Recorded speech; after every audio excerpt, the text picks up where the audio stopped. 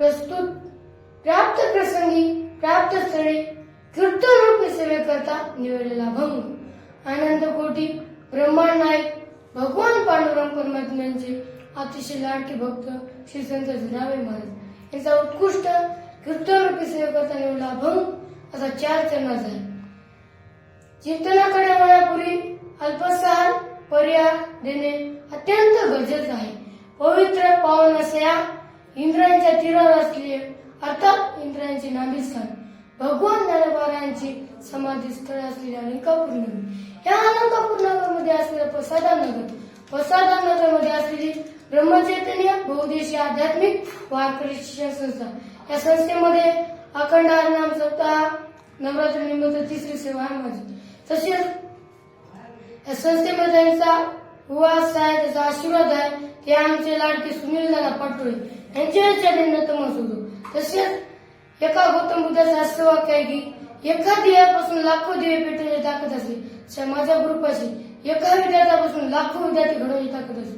ते आमचे युवा कीर्तनकार हरिभक्त पारायण गणेश महाराज व यांच्या चरणी नतमस्तक होतो.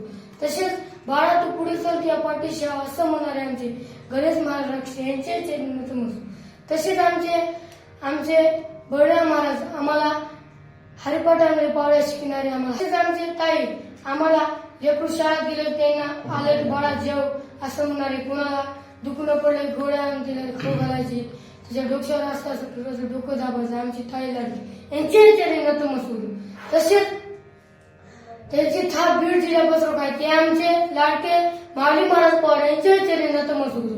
तसेच अशा तर जनाबाई महापुरुष होत्या. जनाबाई एवढ्या महापुरुष होत्या, जनाबाईचा एवढा अधिकार होता. जनाबाई आपल्याला संध्यांना एकत्र घेऊन नरदेहांचे महत्व सांगतात. मनुष्य किती दिवस जगला याला महत्व नाही, मनुष्याने जगून काय केले याला महत्व आहे. महाराज महाविष्णू महाराज ज्ञानेश्वर महाराजांनी 16व्या वर्षी ज्ञानेश्वरी सरकार प्रकट ग्रंथ लिहिला. 16व्या वर्षी आपल्याला पारायण का करता येणार, ज्ञानेश्वरी का वाचता येणार, गावामध्ये जाऊन कीर्तन का करता येणार, हरिपाठ का म्हणता येणार, महाराज पहिलं दुसरं चरण का म्हणता येणार आपल्याला, आणि नाथांचे आपण का पाठ करता येणार. माणसं म्हणत गेले 16व्या वर्षी धोक्यात आहे. महाराज ज्ञानोबारायांनी 16व्या वर्षी ज्ञानेश्वरी लिहिली, मला फार आनंद वाटला. 16व्या वर्षी महाराज ज्ञानोबारायांची एवढीच ताकद होती, निर्चूक भीत उचलून सांगदेवासाठी भेट नाही दिली. सांगदेवाला मनात आनंद झाला. महाराज छत्रपती शिवाजी महाराजांनी 16व्या वर्षी तोरणागड जिंकला. महाराज 500 मावळे होते, त्याचे 2000 होते. महाराज मधात शिरले आणि त्यानं त्याच्या एका सैनिकाला माहित होतं की यानं निघणार पुरीकडे बातमी पसरली. महाराज पसरल्याने त्याने तेव्हा तलवारा काढून ते युद्ध ते तयार करून ठेवलं होतं. महाराज दरवाजा काढला की महाराज ते नाशे आले.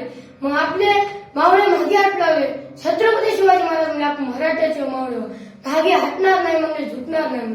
महाराज पुढे जग गेले, पुढे हर हर मागे म्हणे मंत्र जप केले आणि वारण तलवार केली. महाराज 10-20 माणसं मारले, मात्र मागे हात नाही, मरून गेले. मात्र महाराज लहान वयामध्ये किती दिवस जगले याला महत्व नाही, जगून काय केले याला महत्व आहे. कधी कधी तर नरदेह नाही. महाराज तुकाराम महाराज एका ठिकाणी सांगतात, एका योगी कोटी फेरा मनुष्य देवारा मग लागे. महाराज मनुष्याला ध्येय कळा पण मिळाला का नाही, मनुष्याला ध्येय कळा पण मिळाला नाही, पशु पक्षीला ध्येय कळा नाही पण मिळाला नाही.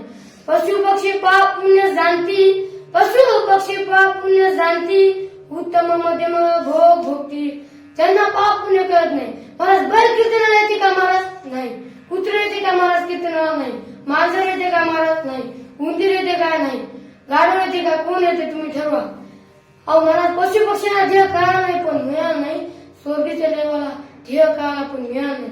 स्वर्गीचे देव तुकाराम महाराज सांगतो, स्वर्गींचे अमर हिच्या जाती देवा, स्वर्गींचे अमर हिच्या जाती देवा, मृत्यूलोकी बाबा जन्मामा.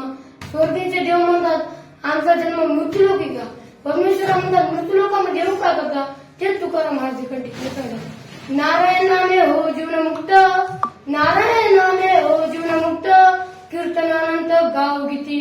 महाराज आपल्याला ध्येय मिळाला पण कळाला का महाराज, आपल्याला ध्येय कळलं असतं तर आपण मांसाहारी खाल्ला असतं का महाराज नाही, दारू पियाले असतं का नाही, गुटखा खाल्ला असतं का, पुऱ्या खाल्ला असतं का नाही.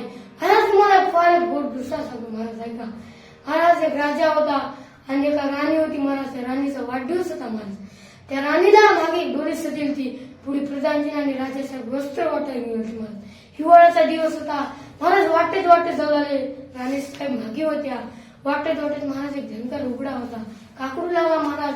त्याला बोलता सुरू केला गेलं. महाराज बोलता येणार गेलं. मग राजा म्हणजे आवर प्रधानजी या धनगराला वस्त्र काय द्या बरं.